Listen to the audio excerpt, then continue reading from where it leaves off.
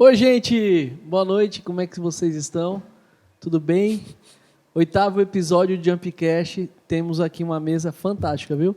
Nosso querido pastor Carlos vai nos ajudar aqui, Walter Barbosa, ou Walter Leite, E aí? e o nosso queridaço irmão Tiago Samico. Tudo bom? O Tiago Samico, gente, se você que é crente e não ouviu a voz dele, com certeza você vai ouvir.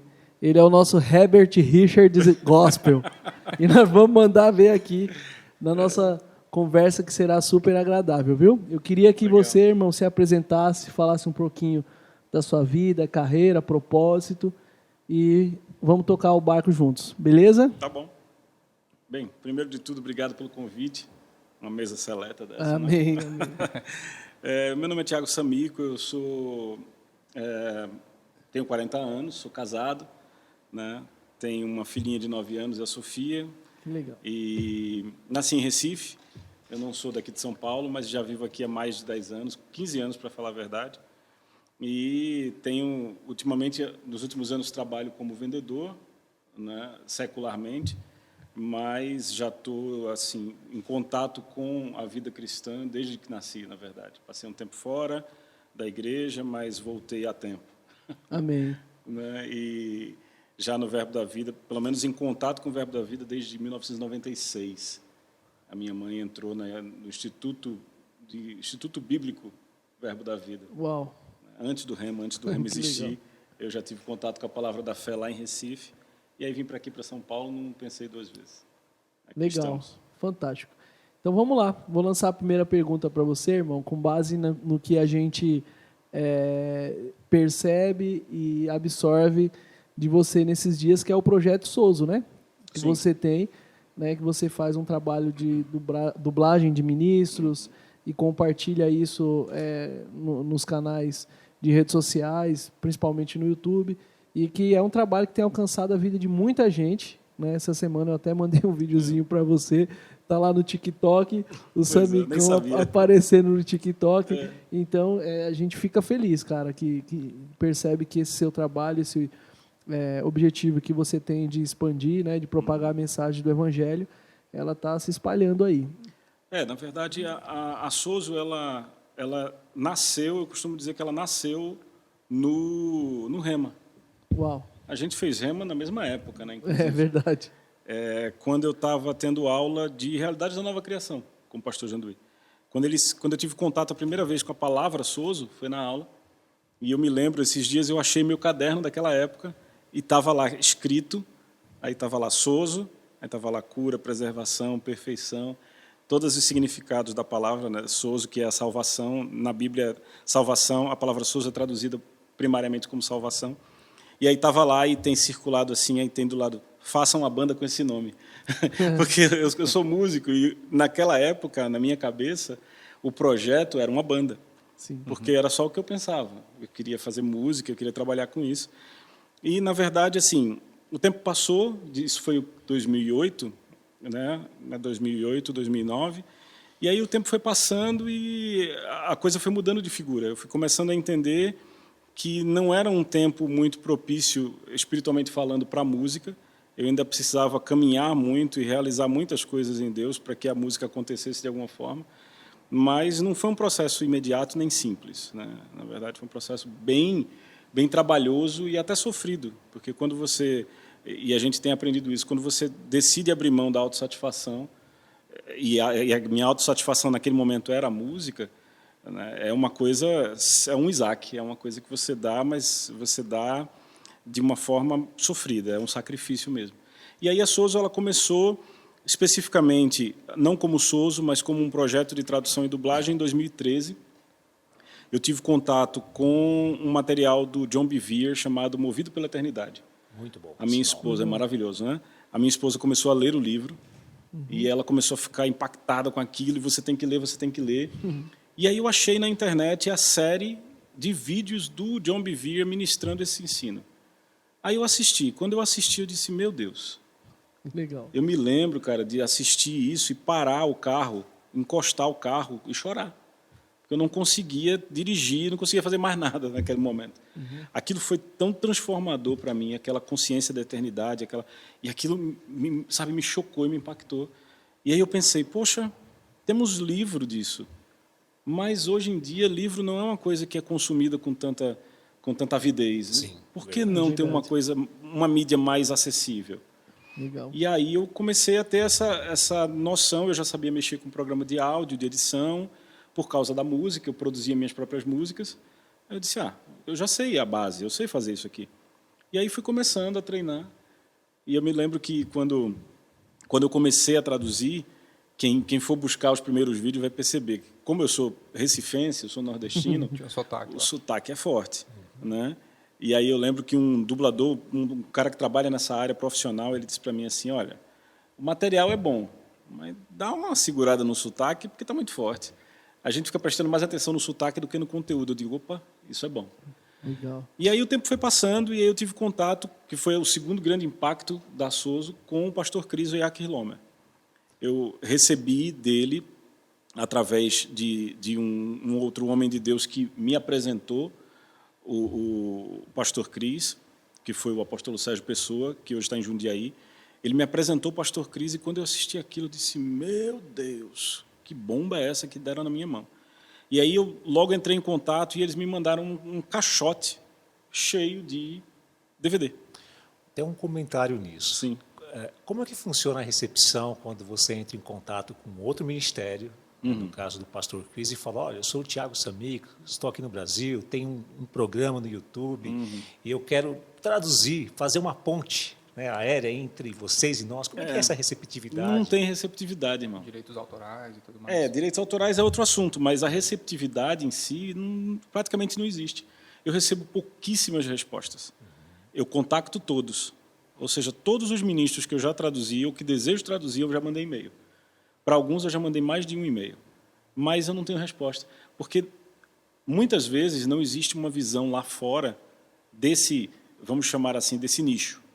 Sim. Não existe um entendimento. Eu, inclusive, falei uma vez, eu conversei com um representante da igreja Rema, lá em Tulsa, a igreja do pastor Kenneth Hagin, e é interessante que, nessa conversa, ele viu o que eu faço e ele disse, gente, mas isso é maravilhoso, eu não fazia ideia que isso era possível de ser realizado. Né? Porque eles só veem isso no âmbito profissional, ou seja, um DVD para ser comercializado, um programa de TV, como a gente tem a Joyce Meyer. A Joyce Meyer, por exemplo, que ela hoje é traduzida e dublada em português. Eu costumava assistir Joyce Meyer dublado de madrugada, de manhã cedinho, passava na TV. Aquele projeto começou com uma Soso. Um homem chegou, pegou, conversou com ela e disse, eu posso? Pode. E aí começou, e ele trouxe os livros e virou uma editora. Hoje a editora que edita os livros e publica os livros da Joyce Meyer começou assim, começou com a Soso. Mas aí só para pegar a ponte de como a Soso virou Soso, esse processo de dublagem, depois do John Bevere e do pastor Cris Oyakhilome Lomer, a coisa foi começando a tomar uma forma e eu fui começando a postar no YouTube ainda de forma muito tímida. Não existia um processo, não existia habilidade, existia desejo e chamado. Legal. E aí eu cheguei aqui, na Igreja de Pinheiros. E quando eu cheguei aqui, na Igreja de Pinheiros, de volta, eu tinha me mudado para outra cidade por questão de trabalho. E aí, quando eu cheguei aqui, o pastor Janduí fez, rapaz, eu tenho visto o que você tem feito. Vamos fazer mais? Aí eu disse, vamos. E aí ele começou a fomentar isso dentro de mim. A gente conhece o pastor Janduí, né? Qualquer coisa que ele planta em você vai nascer uma árvore frondosa. E ele começou, viu, faz assim, vamos fazer assim, você conhece esse ministro. E aí, através dele, eu fui começando a conhecer uma série de ministros que hoje são carro-chefe da Soso. Você já contabilizou quantos milhares de pessoas, de uma certa forma, já viram a totalidade dos seus vídeos? Não. Na minha percepção, passa de milhões. Sim, se eu for contar visualizações de tem todos como ver, os né? vídeos, tem acho que hoje mais de 2 milhões da última vez que eu vi. Tempo visto, por exemplo, é mais de 20 milhões de horas. É um negócio assim, Nossa. fora da realidade. Né? Samico, Legal.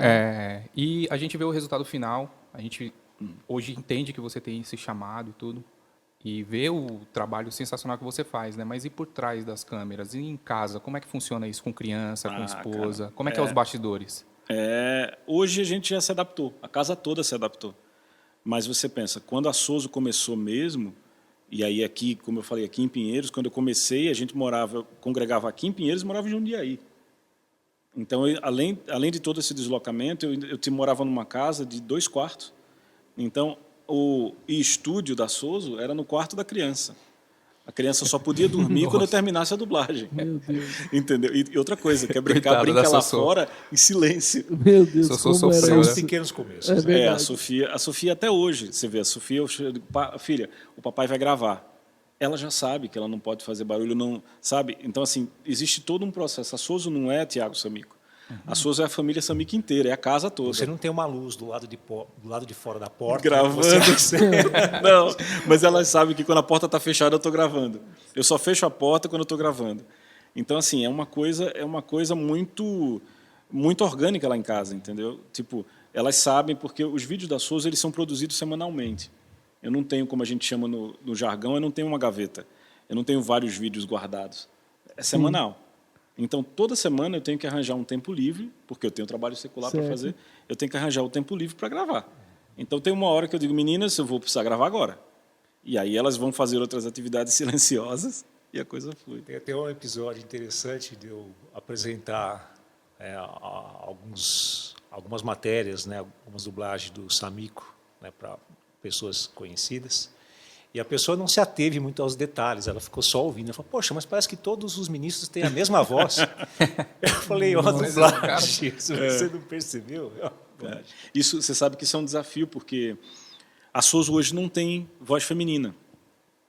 A minha esposa, Bruna, ela tem treinado, ela pratica e tal, mas a gente até agora não conseguiu operacionalizar isso. Porque, A gente assim, até viu alguns detalhes dela falando algumas coisas. tem uns vídeos ou outro que precisam de uma voz feminina, ela entra. É que, assim, aqui entre nós, né, só temos nós 4 aqui ouvindo, ninguém vai ouvir essa conversa, a Soso é a nossa casa só. As pessoas às vezes acham que existe um estúdio, uma produção, e é interessante porque eu muitas vezes trato dessa forma, na comunicação com a audiência. Irmãos da Soso, vocês que produzem, quando vocês forem produzir, eu disse, eu vou conversar com o nosso time. O time sou eu, a minha esposa e a minha filha. E o papel delas é ajudar na produção. Né? Então, assim... Mas é um time.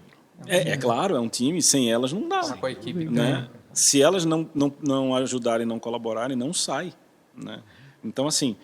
Então é isso, a Soso ela tem esse propósito de possibilitar o acesso das pessoas que falam língua portuguesa.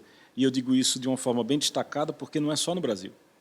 A gente tem hoje falantes de língua portuguesa em vários países ao redor do mundo que consomem esse material. Eu recebo feedback de Moçambique, de Angola, já recebi feedback de Macau, na China, já recebi feedback no Japão, Estados Unidos. Então, a audiência ela é muito...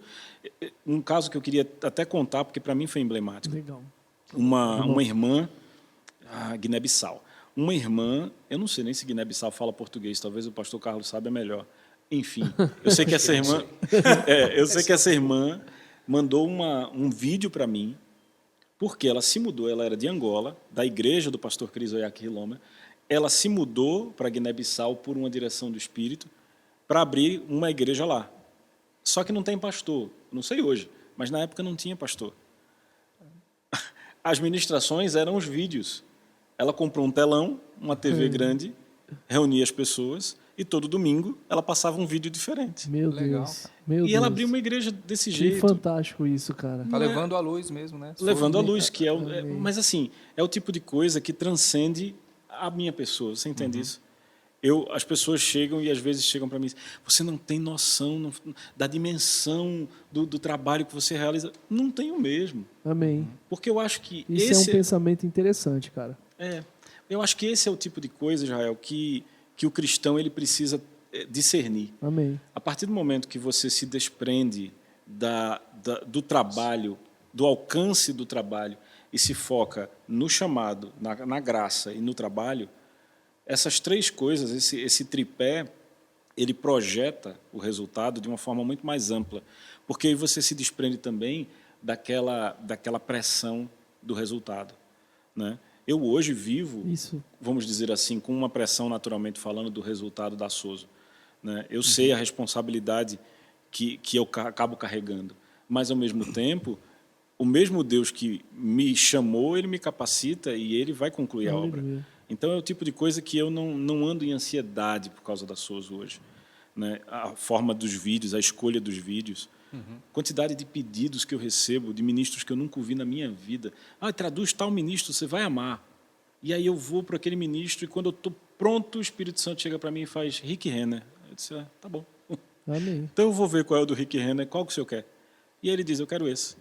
Então, assim, a escolha é do Espírito Santo. Ainda que eu tenha um papel, e tenho que ter, né? Porque sem mim, na manipulação do material, o Espírito Santo não conseguiria. Até porque é necessário essa Comenta um interação. pouquinho sobre esses princípios, né, essenciais que você aprendeu, ou melhor, quais princípios, né, você aprendeu nessa caminhada, que são, de uma certa forma, uma bússola para ajudar você a julgar o processo de escolha desses vídeos. Fala um pouquinho melhor. Eu acho que os referenciais eles são muito importantes, né? Sim.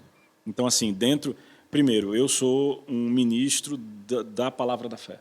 Então, inevitavelmente, eu recebi, inclusive, um convite, uma proposta de bom valor financeiro de um ministro de renome americano, entrou em contato comigo e disse, viu, eu quero que você produza os vídeos do meu ministério. E aí, quando eu fui olhar, era um ministro que ia frontalmente contra a palavra da fé, que falava, inclusive, de forma negativa sobre a palavra da fé. E a minha resposta foi simples, não. Eu hoje, inclusive, acredito que se eu tivesse dito sim para ele, financeiramente falando, eu nem secularmente estaria mais trabalhando, eu estaria só dublando. Mas, ao mesmo tempo, eu estaria me afastando do que eu creio, da doutrina que eu decidi agarrar, que é a palavra da fé. Então, o primeiro princípio isso está em linha com a doutrina que eu acredito, né? Isso vai professar a doutrina ou isso vai negar ou deixar em questão algum ponto disso? Então, esse é o primeiro norte. E aí, dentro disso, eu tenho um rol de autores, de mestres da palavra, que são balizadores. Lógico, Kenneth Hagin, o Charles Capps, o próprio Rick Renner, que passou a ser esse norte também.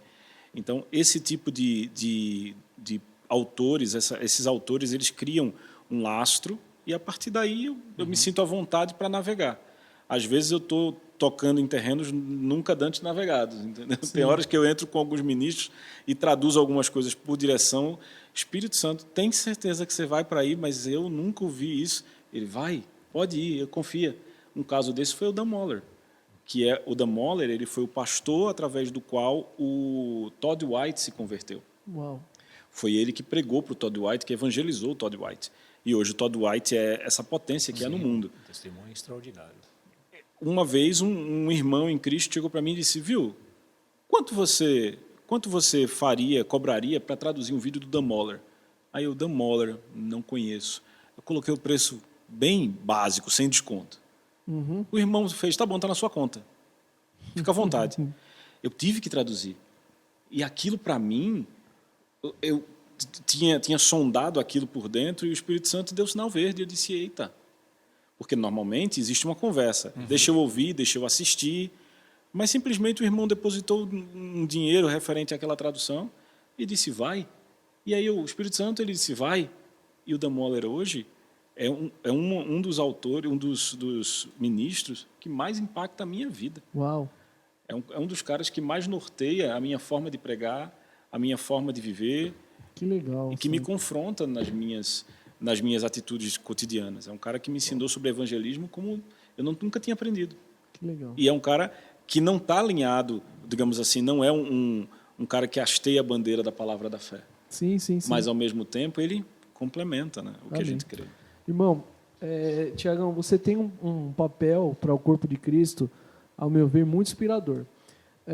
A questão de você ter estudado no Rema, ter aprendido sobre a palavra Sozo, ter anotado no seu caderninho e ter iniciado esse seu projeto com base nessa palavra que você recebeu, isso traz para mim um referencial de que você tem uma chamada, claro, mas você também se disponibilizou, né, como pessoa, como cidadão, como filho de Deus, como cidadão do céu também, em fazer a sua parte, né?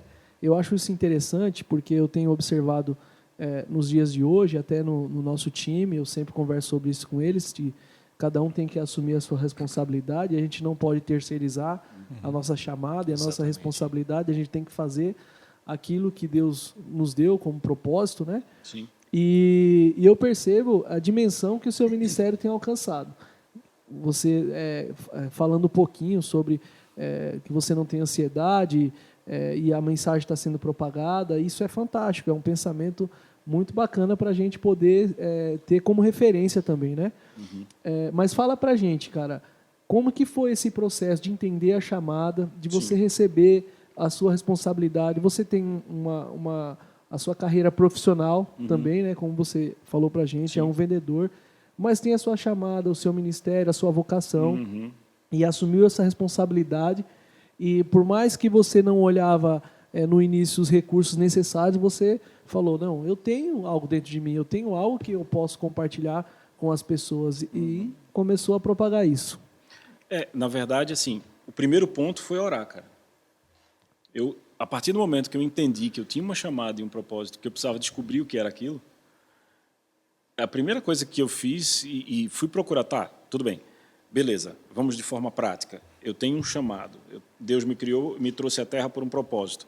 Ele chegou para mim, tocou no meu ombro e disse, amarra a chuteira, você vai entrar em campo. Legal. Agora eu faço o quê? Como é que eu descubro isso? Né? Porque à medida que eu fui crescendo e saindo de bebê para um adulto, eu esqueci qual era o meu propósito. Com certeza eu nasci sabendo, mas eu não falava naquela época. Então, assim, à medida que eu fui crescendo e fui me distanciando desse propósito de onde eu estava, essa coisa foi começando a tomar um vulto dentro de mim. Quando eu redescobri que eu precisava, ter consciência do meu propósito, tomou um vulto quase obsessivo, né? E eu acho que isso acontece com muito crente. Qual é o meu propósito? Qual é a minha chamada? Eu preciso de uma chamada. Existe uma obsessão pela chamada e pelo propósito que, na verdade, ela deveria ser transformada muito mais numa busca do que numa obsessão. É verdade. Porque essa obsessão, ela te trava. Ela acaba te deixando tão ansioso para entrar na chamada que você não entra em lugar nenhum, e o pior, ainda acaba com o juízo do teu pastor. Exatamente. Porque você fica o tempo inteiro, e aí, pastor, eu vou fazer o quê? Exatamente. E aí, líder? Você não está vendo? E eu passei por isso de forma latente, muito, muito, muito. Eu era esse tipo de cara, sim. Eu era esse cara que sabia que... Sabe aquela coisa da mola encolhida? Eu sabia que eu tinha um potencial enorme, mas para quê? Para ser músico, porque era o que na minha cabeça eu enxergava. Ora, eu canto, eu componho, eu toco, eu sou músico. E eu não duvido que eu seja, você entende? Sim, sim. E que Deus vai me usar porque Ele não quer que nada seja desperdiçado. E como é que você saiu desse espiral para um processo de ação? Que era um espiral mesmo. Eu acredito assim, o ponto de virada e o ponto de não retorno, o Rick Renner ele tem um livro chamado O Ponto de Não Retorno, que é maravilhoso. O ponto de não retorno para mim foi no momento em que o Espírito Santo chegou e sentou-se comigo, e eu com ele, num momento de devocional, e ele disse, eu tenho algo a lhe pedir. Esse dia foi marcante. Legal. Ele disse, eu tenho algo a lhe pedir. E ele disse, eu quero que você pegue o seu filho, o seu único filho, e leve ele para o holocausto. E o filho era a música, você entende isso? Porque eu perseguia aquilo com todas as minhas forças. E eu disse a ele, mas você me deu esse dom. E isso foi uma coisa meio jacosa. Você me deu esse dom, que história é essa? Que você agora quer que eu abra a mão dele? Ele disse exatamente isso. Eu quero que você sonhe o meu sonho agora. E depois que o meu sonho estiver rodando, estiver rolando, que estiver fluindo, a gente volta para o seu sonho. Mas aí eu já volto pleno com você. E eu ouvi isso dentro de mim claramente. E isso foi um divisor de águas, porque nesse momento ele disse assim, sabe as suas letras? Sou eu que te dou. A partir de agora eu fecho a torneira. Eita. Aí eu disse, certo, e qual é o meu papel? Ele disse, eu vou abrir outra torneira. E o seu papel é ir lá e pegar a água que sai dela e dar para todo mundo beber. E essa outra torneira foi a Souza. Foi o chamado. Porque é preciso que a gente entenda, todas as suas experiências ao longo da sua vida, elas têm um propósito e elas são utilizadas por Deus no seu propósito principal. Então, por exemplo, eu quando tinha, 6 anos de idade, 7 anos de idade, eu ficava lendo história em quadrinhos e gravando no gravadorzão do meu tio para ouvir a minha própria voz interpretando a Turma da Mônica. Interessante. Entende? Era Deus dizendo, ei, no futuro... Gera um eco lá de trás. Exatamente. Era Deus dizendo, ei, eu anuncio o futuro desde o presente. Sou eu que te digo o tempo inteiro. Então, olha, a Souza já existe aqui com você com 6. Então, quando fui estudar inglês, eu amava aquilo, sabe? Eu queria ser o mais fluente possível. E naquela época eu não tinha propósito nenhum. Para quê? Só para falar fluente, para entender as músicas que eu gosto. Na verdade, não. Era Deus dizendo, Souza. Amém. Então, quando ele chegou e ele disse, eu tenho algo a te pedir, eu não tinha como negar. Entendeu? E assim, recentemente ele disse, olha, sabe aquele sonho da música? Daqui a pouco eu vou abrir a torneira de novo, pode ficar pronto. Eu não esqueci. Porque ele é fiel, ele nunca vai me pedir uma coisa que ele não me dê em dobro. Se quiseres e me ouvirdes, né? Pois é, mas sabe o que processo é de escolhas, né? Isso. Mas sabe o que acontece hoje? De fato, a minha vida com música hoje, ela não me causa mais nenhum tipo de incômodo no sentido de, quando será, o que será? Ansiedade, etc. Eu, sinceramente, eu nem me vejo mais como um músico. Eu gosto tanto da Souza, da dublagem, do ministério, que, acredite, toda aquela ansiedade, e o pastor Carlos e o Israel vão me entender bem, o Walter vai começar a pregar em breve, não é, Walter? Amém. Amém. Mas nós, pregadores, a gente sabe que existe um desejo de pregar. Isso é normal. Sem dúvida. Né? Mas quando a gente está nessa espiral, que o pastor Carlos falou, a gente fica tão sedento por isso que, às vezes, a gente acaba querendo atropelar o momento. Quando é que eu vou pregar? Eu não tenho mais isso, cara. Amém. Quando o pastor me escala para pregar, eu me alegro, e me alegro por poder servir a igreja, servir ao pastor, servir ao corpo. bênção. Mas eu não tenho mais essa... será que eu não vou pregar? Isso é uma libertação. É uma verdade. libertação. Você falou tudo, é uma libertação. E eu digo a você, qualquer um pode ter essa libertação. É verdade. Basta saber para o que foi chamado. É verdade. Amém. Samico, aproveitando aí. Valtão, segura essa sua pergunta para o segundo tempo. Beleza? Nossa, beleza. Gente, o assunto está maravilhoso, edificante. Viu? Crente, fica com a gente, hein? Até daqui a pouco.